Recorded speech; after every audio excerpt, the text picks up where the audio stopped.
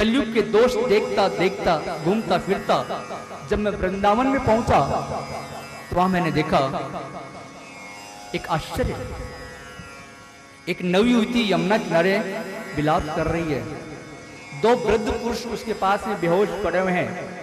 मैंने उस युवती से पूछा, देवी तुम कौन हो? वो युवती कहने लगी, मेरा नाम भक्ति है। ये दो वृद्ध पुरुष जो बेहोश पड़े हुए हैं ये मेरे पुत्र हैं ज्ञान और वैराग्य। मेरा जन्म द्रविड़ देश में हुआ, कर्नाटक में मेरा परिपालन हुआ, महाराष्ट्र में मेरा कहीं कहीं सम्मान हुआ, मैं वहां नवयौवना हो गई, लेकिन गुजरात में जाकर के तो मैं जीर्ण शीर्ण हो गई। मेरे पुत्र वहां वृद्ध हो गए। जब मैं वृंदावन में आई तो वहां मुझे बल मिला, मैं यहाँ नवयौवना हो गई, लेकिन मेरे दोनों पुत्र यहाँ भी वृद्ध हैं और बेहोश हैं। नारद जी ने मन में सोचा, ज्ञान वैराग्य को मूर्छा क्यों आई है? इसका कारण है इस कलयुग में ज्ञान और वैराग्य की उपेक्षा होने लगी है, इसलिए वृद्ध हो गए। नारद जी ने भक्ति महारानी से कहा, मैं ज्ञान वैराग्य को जगाने का प्रयास करूंगा। नारद जी ने ज्ञान वैराग्य को जगाने का बहुत प्रयास किया, वेदों के अनेक पारायण किए, लेकिन ज्ञान वैराग्य की मूर्छा नहीं हटी। थोड़ी सी मूर्छा हटती फिर वापस बेहोश हो जाते। अब थोड़ा विचार करें तो हमारे समझ में आएगा, ये कथा हमारे अपने घर में हो रही है। भागवत की प्रत्येक कथा जीव की कथा है, मनुष्य जीवन की कथा है। ये हृदय ही वृंदावन है। इस हृदय रूपी वृंदावन में वेदों का पारायण करने पर वैराग्य जागृत होता है, लेकिन वो स्थायी नहीं रह पाता है। शमशान में जलती चिता को देख करके मन में वैराग्य जागृत होता है, लेकिन वो स्थायी नहीं रह पाता है। काम सुख भोगने के बाद में मन में वैराग्य जागृत होता है, लेकिन वो स्थायी नहीं रह पाता है। ज्ञान वैराग्य ये वेदों से उत्पन्न हुए हैं, लेकिन वेदों की भाषा बहुत गूढ़ है, इसलिए जल्दी समझ में नहीं आता है। कलयुग में तो प्रभु के नाम की कथा सुनने पर, प्रभु के नाम का कीर्तन करने पर ही ज्ञान वैराग्य जागृत हो सकता है। नारद जी चिंता में फंसे हुए हैं, ज्ञान वैराग्य जागृत नहीं हो रहे हैं। उसी समय एक आकाशवाणी हुई, तुम्हारा प्रयास उत्तम है, तुम भक्ति का प्रचार करना चाहते हो, ज्ञान वैराग्य को जागृत करना चाहते हो, उसके लिए तुम सत्कर्म करो। नारद जी ने पूछा, मैं क्या सत्कर्म करूं? आकाशवाणी ने कहा, ये तुम्हें संत महात्मा बताएंगे तुम्हें क्या सत्कर्म करना है। नारद जी अनेक संत महात्माओं के पास में गए, लेकिन निश्चित उपाय कोई भी नहीं बता सका। अंत में नारद जी ये सोचते हुए कि ऐसे संत महात्मा मुझे कहाँ मिलेंगे, घूमते घूमते बद्रिकाश्रम में आए। वहां उनका मिलन सनकादिक ऋषियों के साथ हुआ। नारद जी ने अपनी उदासीनता का कारण सनकादिक ऋषियों को बताया और पूछ लगे, मैं क्या सत्कर्म करूं? सनकादिक ऋषि कहते हैं, संसार के दुख से तुम दुखी हो, तुम्हारी भावना बड़ी दिव्य है, तुम भक्ति का प्रचार करना चाहते हो, ज्ञान वैराग्य को जागृत करना चाहते हो, उसके लिए तुम श्रीमद् भागवत का विधि पूर्वक पारायण करो, तुम्हारी इच्छा पूर्ण होगी। भागवत कथा श्रवण करने के लिए सभी वहां से गंगा किनारे आए। जो नहीं आए उन्हें भृगु ऋषि विनीत भाव से बुला करके लाए। सत्कर्म करने के लिए जो दूसरों को प्रेरणा देता है, उस प्रेरणा देने वाले को भी उस सत्कर्म का, उस पुण्य कर्म का फल प्राप्त होता है। सनकादिक ऋषि कहते हैं, भागवत की महिमा का वर्णन कौन कर सकता है? ये तो भगवान का साक्षात स्वरूप है। जब भगवान श्री कृष्ण गोलोक धाम पधारे तो अपना तेज श्रीमद् भागवत में रख करके गए हैं, ऐसा हमारे 11वें स्कंद में लिखा हुआ है। अतः श्रीमद् भागवत तो श्री कृष्ण की वांग्मय मूर्ति है। श्री कृष्ण गोलोक धाम गमन करते समय उद्धव जी से कहते हैं कि उद्धव, कलयुग में जो जीव मेरी भागवत का आश्रय लेगा उसके घर में कली कभी भी प्रवेश नहीं कर पाएगा। मन के मैल को धोने का, प्रभु के साथ में प्रेम करने का साधन है श्रीमद् भागवत शास्त्र। ये जीव पत्नी से प्रेम करता है, पुत्र से प्रेम करता है, धन संपत्ति से प्रेम करता है, लेकिन ईश्वर से प्रेम नहीं करता है, इसलिए दुखी होता है। ये मनुष्य अपने जीवन में प्रेम पात्र समय समय पर बदलता रहता है। एक व्यक्ति से, एक वस्तु से प्रेम नहीं करता, समय समय पर इसका प्रेम पात्र बदलता रहता है, इसलिए दुखी होता है। जब इसका जन्म हुआ था तो माँ से प्रेम करता था, माँ के अलावा किसी को नहीं जानता था, इसकी प्रेम पात्र थी माँ। थोड़ा सा बड़ा हो गया, खिलौने दिखाई देने लग गए इसको, तो खिलौनों से प्रेम करने लग गया, फिर प्रेम पात्र बदल गया। और बड़ा हुआ तो स्कूल पढ़ने जाने लग गया, तो सामने पुस्तकें आ गई, मित्र बन गए, पुस्तकों से प्रेम करने लग गया, मित्रों से प्रेम करने लग गया, प्रेम पात्र बदल गया। फिर विवाह हो गया तो पत्नी से प्रेम करने लग गया, फिर प्रेम पात्र बदल गया। फिर हो गए संतान, संतान होने के बाद पत्नी का प्रेम भी कम हो जाता है, फिर संतान से प्रेम करता है, फिर प्रेम पात्र बदल गया। और ऐसे करते करते आ गया बुढ़ापा।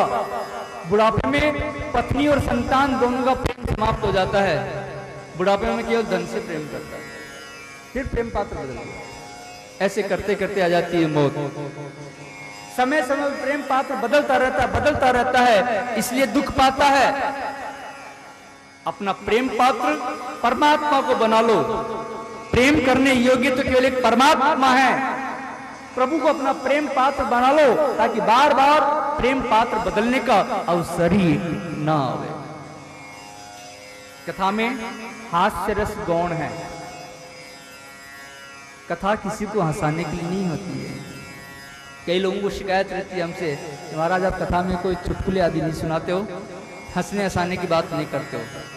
हम कहते भैया कथा हंसने के लिए नहीं होती है, कथा हंसाने के लिए नहीं होती है, कथा तो रोने के लिए होती है। उल्टी बात करते हो, कथा तो रोने के लिए होती है। कथा सुनने के बाद में वैराग्य ना जागे, पाप वृत्ति ना छूटे, तो समझ लो वो कथा तुमने सुनी ही नहीं। कथा सुनने के बाद में मन में ऐसा भाव ना आवे कि आज तक का मेरा जीवन निरर्थक गया, तो समझ लो तुमने वो कथा सुनी ही नहीं। श्रीमद् भागवत के दर्शन से, पूजन से, श्रवण से पापों का नाश हो जाता है। कथा श्रवण का लाभ क्या है, यहाँ पर आत्मदेव नामक एक ब्राह्मण के चरित्र से बताया गया है। तुंगभद्रा नदी किनारे एक गांव, उस गांव में आत्मदेव नामक ब्राह्मण अपनी पत्नी धुंधली के साथ में रहते थे। आत्मदेव बड़े पवित्र व्यक्ति थे, लेकिन धुंधली स्वभाव से क्रूर थी, झगड़ालू प्रवृत्ति की थी, प्रतिकूल स्वभाव की थी। उनकी कोई संतान नहीं हुई। संतान अभाव कारण आत्मदेव बड़े दुखी थे। बहुत प्रयास किया संतान प्राप्त करने के लिए, लेकिन संतान नहीं हुई। अंत में आत्मदेव दुखी होकर के आत्महत्या करने के लिए वन में चल पड़े। संतान नहीं है तो जीने से कोई मतलब नहीं। रास्ते में संत मिल गए। संत ने आत्मदेव को दुखी होने का कारण पूछा। आत्मदेव कहने लगे महाराज मेरे पास में धन संपत्ति सब कुछ है, लेकिन कोई संतान नहीं है, और संतान नहीं है तो जीने से कोई मतलब नहीं है, इसलिए मैं आत्महत्या करने के लिए आया हूं। संत ने आत्मदेव को समझाया, भैया तुम्हारे संतान नहीं है, ये तो प्रभु की तुम पर बहुत बड़ी कृपा है। पुत्र परिवार आदि ना हो तो समझो परमात्मा ने तुम्हारे भाग्य में तुम्हारे हाथ से सब कुछ कराना लिखा है। जो कुछ करना है वो अपने हाथ से कर जाओ, पीछे से संतान की आशा मत रखो कि संतान हमारे लिए कुछ करेगी। बहुत बड़ी कृपा प्रभु की तुम पर। अरे जिनके संतान हैं वो भी संसार में सुखी नहीं है। पुत्र तो दुख रूप है। प्रभु जिस स्थिति में रखें उस स्थिति में रहना चाहिए, प्रभु का स्मरण करना चाहिए, मन को संतुष्ट रखना चाहिए और प्रभु का उपकार मानना चाहिए। हम कहते जरूर है रोजाना, रोजाना बोलते हैं सीताराम सीताराम सीताराम कहिए, और जाई विधि राखे राम ताई विधि रहिए। ये कहते हैं लेकिन मानते नहीं हैं। कहते हैं जाई विधि राखे राम ताई विधि रहिए, और जीवन में यदि थोड़ा सा भी कष्ट आ जावे तो मंदिर पहुंच जाते भगवान को उल्लाना देने के लिए। हे भगवान हमने आपका इतना भजन किया, इतनी माला फेरी, इतने व्रत किए, इतनी परिक्रमा लगाई, और बदले में आपने हमें ये कष्ट दिया। जबकि कहते हैं जाई विजिरा के राम ताई विज रही, तो भैया जाई विजिरा के राम ताई विज रही है, वो चाहे कष्टों में रखें चाहे सुखों में रखें। इस समय में छोटा सा दृष्टांत आता है, जाई विजिरा के राम ताई विज रही है।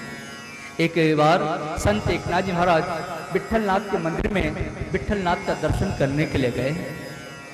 संत एकनाथ जी की जो पत्नी थी सुयोग्य पत्नी थी, सुशील पत्नी थी, अनुकूल स्वभाव की पत्नी थी। संत एकनाथ जी महाराज सुयोग्य पत्नी मिलने पर भगवान विट्ठलनाथ का उपकार मानते हैं और भगवान विट्ठलनाथ से प्रार्थना करते हैं, प्रभु आपने मुझ पर बड़ी कृपा की है, आपने मुझे पत्नी का साथ नहीं दिया है बल्कि आपने तो मुझे सत्संग दिया है, बड़ी कृपा आपकी मुझ पर। उसी समय संत तुकाराम जी दर्शन करने के लिए आ गया।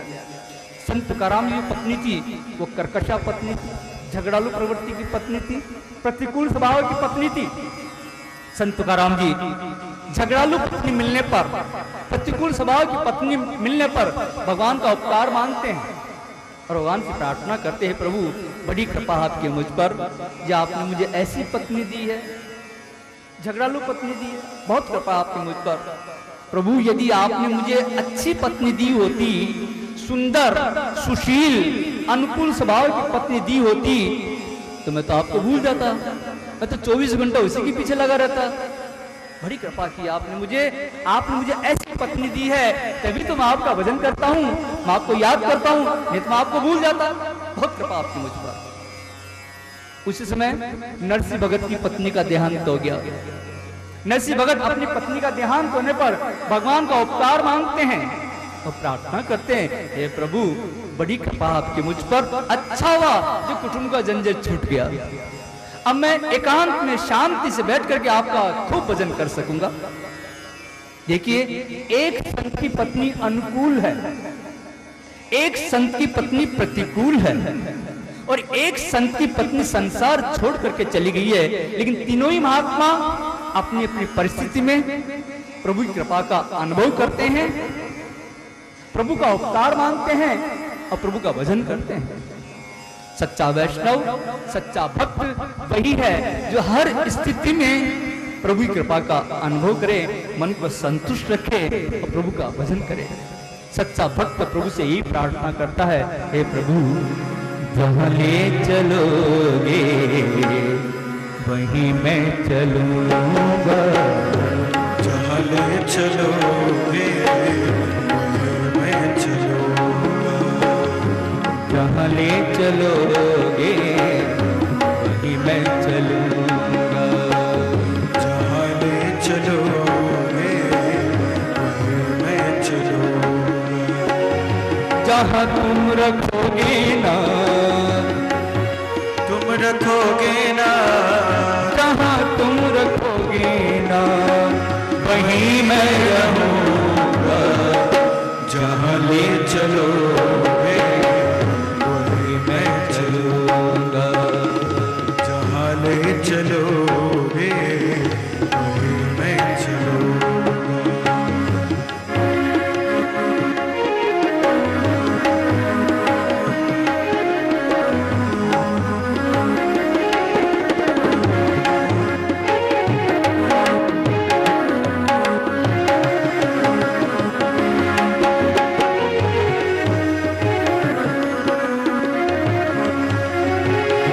जीवन समर्पित चरण में तुम्हारे, तुम ही मेरे सर्वस्व प्रभु प्राण प्यारे। ये जीवन समर्पित चरण में तुम्हारे, तुम ही मेरे सर्वस्व प्रभु प्राण प्यारे। तुम्हें छोड़ी करी और तुम्हें छोड़ कर और किसी को कहूँगा, जहाँ ले चलोगे वहीं मैं चलूँगा, जहाँ ले चलोगे वहीं मैं चलूँगा।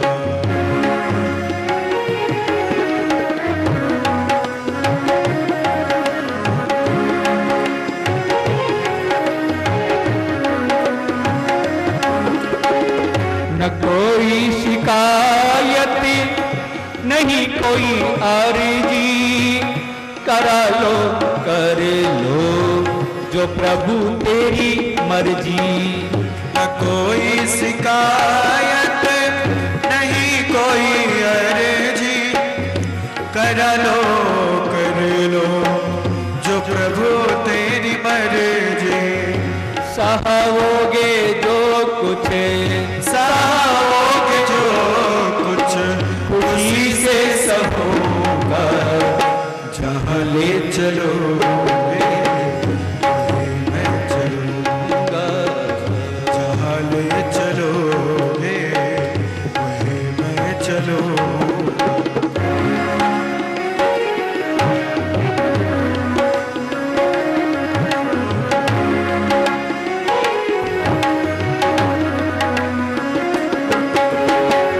दयानाथ दयनीय मेरी अवस्था, तेरे हाथ में मेरी सारी व्यवस्था।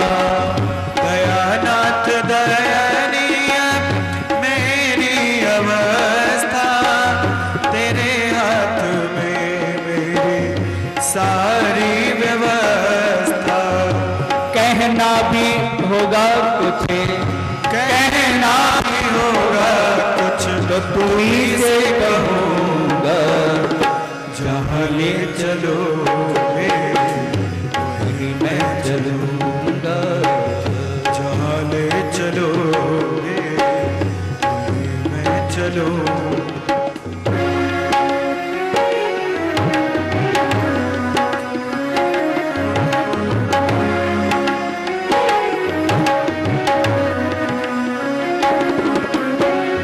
तुम्हारे ही दिन और तुम्हारी ही रातें, कृपा दृष्टि सब में श्री सद्गुरु कृपाते। तुम्हारे ही दिन और तुम्हारी ही रातें, कृपा दृष्टि सब में श्री सद्गुरु कृपाते। नारायण प्रभु प्रेम, नारायण प्रभु प्रेम, पावन लहूंगा। जहाँ ले चलोगे वहीं मैं चलूँगा, जहाँ ले चलोगे वहीं मैं चलूँगा। जहाँ तुम रखोगे ना, जहाँ तुम रखोगे बात वहीं मैं रहूँगा। जहाँ ले चलोगे वहीं मैं चलूँगा। जहाँ ले चलोगे वहीं मैं चलूँगा। सच्चा वैष्णव, सच्चा भक्त वही है जो हर स्थिति में प्रभु की कृपा का अनुभव करे, मन को संतुष्ट रखे, शांत रखे और प्रभु का भजन करे। संत ने आत्मदेव को समझाया, संत की बात जची नहीं। आत्मदेव कहने लगा,